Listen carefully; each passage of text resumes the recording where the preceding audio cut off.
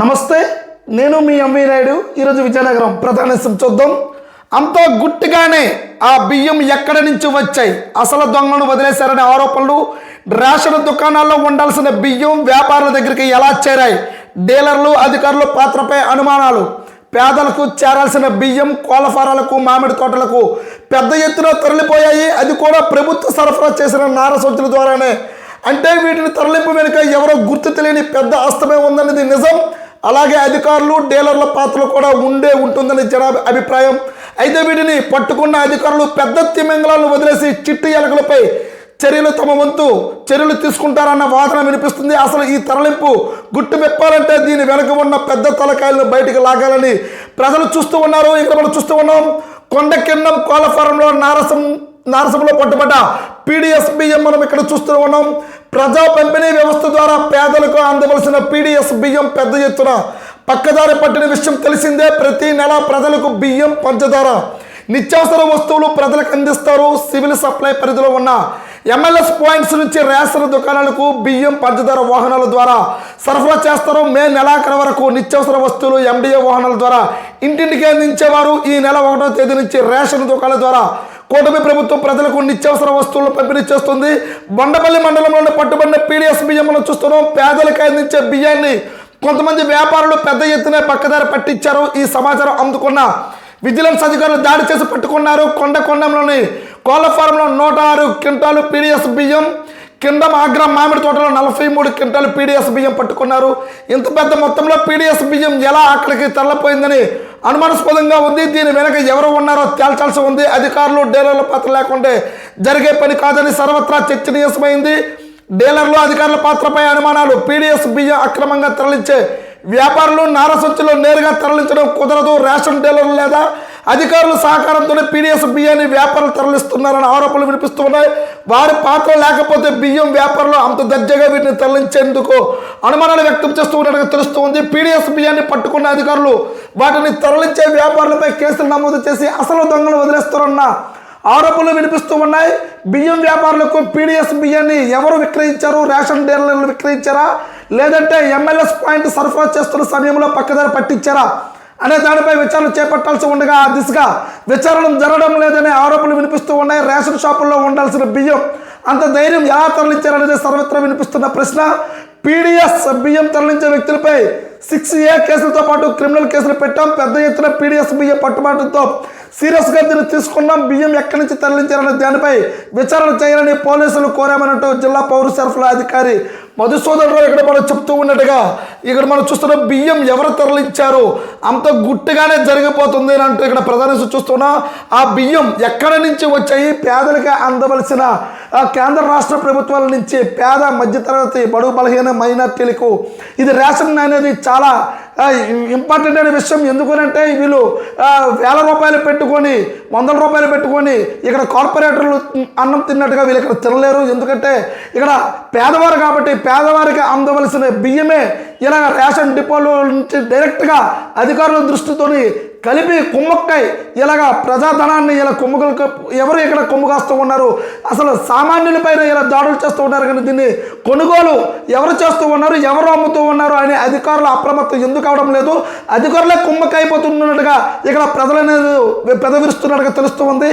అయితే ఇది ఎవరో అండదండలు లేకపోతే ఇంత ధైర్యంగా నారసత్తులతో ప్రభుత్వంతో గుర్తింపబడిన ఇక్కడ సత్తులతో ముద్రతో ఇలా ఈ విధంగా అమ్ముకునేటప్పుడు అసలు ఏ విధంగా జరుగుతూ ఉంది, అసలు పేదవారికి వెళ్ళవలసిన బియ్యం ఎందుకు ఇలాగా కోళ్ళఫారాలు అంటే మామిడి తోటలు అంటే ఇన్ని క్వింటాలు ఉన్నా సరే అధికారులు ఎందుకు అప్రమత్తం అవడం లేదు?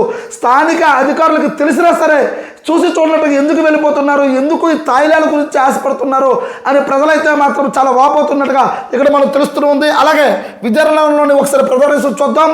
ఉద్యోగుల పేరిట ఘరానా మోసమైనట్టు 7 నుంచి 53 లక్షల వసూళ్లు, నకిలీ అపాయింట్మెంట్ ఆర్డర్లు అందుచేత పోలీసులు పట్టుబడిన నిందితులు. ఏపీ సెక్రటరీలో అవుట్సోర్సింగ్ పద్ధతిలో ఉద్యోగులు ఇప్పిస్తామని నమ్మించి ఏడుగురు నిరుద్యోగుల నుంచి 53 లక్షలు వసూలు చేసిన ముఠాను పోలీసులు శనివారం అరెస్ట్ చేశారు. నకిలీ అపాయింట్మెంట్ ఆర్డర్లు సృష్టించిన నిందితులు 53 లక్షలు కాజేశారు. ఈ మేరకే ముఠాలోని 5గురిని ఓటో పట్టిన పోలీసులు శనివారం అరెస్ట్ చేశారు. నిందితుల నుంచి 6 లక్షలు స్వాధీనం చేసుకున్నారు. కేసు వివరాలు విజయనగరం డీఎస్పీ శ్రీనివాసరావు శనివారం మీడియాకు వెల్లడించారు. జిల్లా కేంద్రంలోని ప్రదీప్ నగర్కు చెందిన నిందితుడు కె సాయి వెంకట సుజిత్ ప్రభుత్వ కార్యాలయాల్లో ఉద్యోగాలు ఇప్పిస్తామని ఆసక్తి ఉన్నవారు తనను సంప్రదించాలని ఫేస్బుక్లో పోస్ట్ పెట్టాడు. దాన్ని చూసిన విజయనగరం, విశాఖపట్నం, పార్వతీపురం, మన్యం, అనకాపల్లి, గుంటూరు, జంగారెడ్డిగూడెం ప్రాంతాలకు చెందిన 7 నిరుద్యోగ యువకులు సుజిత్ను సంప్రదించారు. విజయవాడలోని సెక్రటేరియట్లో పలు ప్రభుత్వ విభాగాల్లో అవుట్సోర్సింగ్ పద్ధతిలో ఉద్యోగాలు వేయిస్తామని చెప్పి ఒక్కొక్కరి నుంచి 5 నుంచి 8 లక్షల వరకు మొత్తంగా మోసం చేసినట్టుగా అంతా మనకి ఇక్కడ తెలుస్తూనే ఉంది. అయితే 53 లక్షలు తీసుకుని మోసం చేశాడు. నకిలీ అపాయింట్మెంట్ ఆర్డర్లు సృష్టించి వారికి అందజేశారు. 7 బాధితులు విజయవాడకు తీసుకొచ్చి 4 రోజుల పాటు అక్కడే ఉంచారు. తొందరలోనే మీకు సమాచారం ఇస్తామని చెప్పి వారిని వెళ్ళిపోమన్నారు. ఎంతకీ ఎలాంటి సమాచారం రాకపోవడంతో బాధితులు ఒకరైన ఎస్కోట మండలం ధర్మవరానికి చెందిన బాధితుడు ఎస్ వినోద్ 1వ పట్టణ పోలీస్ స్టేషన్లో ఇటీవల ఫిర్యాదు చేశాడు. సిఐ ఎస్ శ్రీనివాస్ కేసు నమోదు చేసి దర్యాప్తు చేపట్టారు. నిందితులు 5 ఏపీ వాసులు, 4 హైదరాబాద్ చెందిన వారు ఉన్నట్టు పోలీసులు గుర్తించారు. వారిపై కేసులు నమోదు అయిందనే విషయం తెలిసిన వెంటనే నిందితులు పరారయ్యారు. ఇంతలోనే ముఠాలో కీలక నిందితుడైన విజయనగరానికి చెందిన సాయి వెంకట సుజిత్కు ఆరోగ్యం బాగోలేదని చూసేందుకు మిగతా నిందితుడైన విజయనగరానికి చెందిన సిహెచ్ మహేష్, జంగారెడ్డిగూడెం చెందిన రూబిన్ కుమార్, ఏలూరు చెందిన జాన్ యాకబులు విజయనగరం వస్తున్నట్టు పోలీసు సమాచారం అందింది. అప్రమత్తమైన పోలీసులు చాకచక్యంగా వ్యవహరించి రైల్వే స్టేషన్ పరిసర ప్రాంతాల్లో మోటు వేసి నిందితులను అదుపులో తీసుకున్నారు. వారి నుంచి 6 లక్షలు స్వాధీనం చేసుకున్నారు. నిందితులు నేరుగా నేరం చేసినట్టుగా అంగీకరించారు. హైదరాబాద్లో నకిలీ ఐడి కార్డులు, అపాయింట్మెంట్ ఆర్డర్తో తయారు చేసినట్లు అంగీకరించారు. పరారులో ఉన్న మిగిలిన నిందితులను త్వరలో పట్టుకుంటామని డీఎస్పీ తెలిపారు. ప్రధాన నిందితులు సుజిత్ కోల్గానే అరెస్ట్ చేస్తామన్నారు. కేసును వేగవంతం ఛేదించినందుకు సిఐ శ్రీనివాస్కు, ఎస్ఐ ప్రసన్న కుమార్కు సిబ్బందిని డీఎస్పీ ఇక్కడ అభినందిస్తున్నట్టుగా మనం చూస్తూనే ఉన్నాం. అయితే ఉద్యోగుల పేరుట ఘరానా మోసం అయితే మాత్రము ఇక్కడ విజయనగరంలో పోలీసులు అయితే ఛేదించారు. అయితే పోలీసులు పట్టుబడిన నిందితులు అరెస్ట్ చేశారు.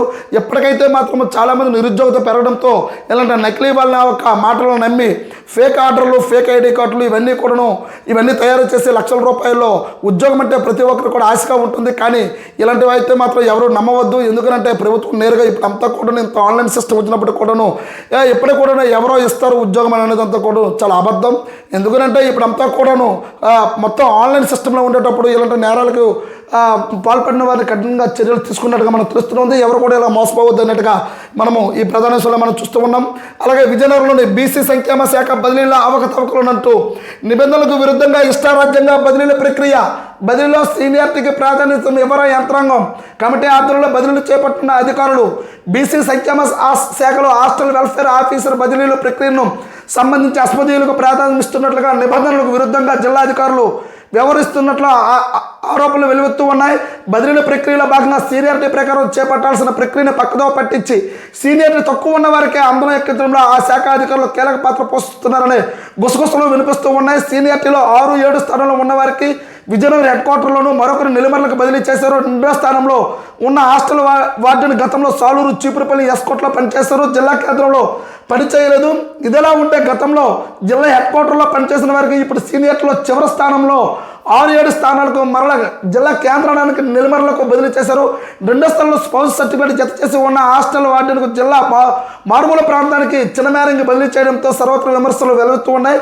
జిల్లా కలెక్టర్ దీనిపై స్పందించి పూర్తి స్థాయిలో స్వీయ విచారణ చేపట్టి తమకు న్యాయం చేయాలని బాధితులు కోరుతూ ఉన్నారు. దీనిపై బీసీ సంక్షేమాధికారిని జ్యోతిని వివరణ కోరగా నిబంధనల ప్రకారమే బదిలీల ప్రక్రియ కొనసాగిందని అన్నారు. కమిటీలో సభ్యులందరూ ఆమోదంతోనే ప్రక్రియ చేపట్టామని స్పష్టం చేసినట్టు తెలుస్తుంది.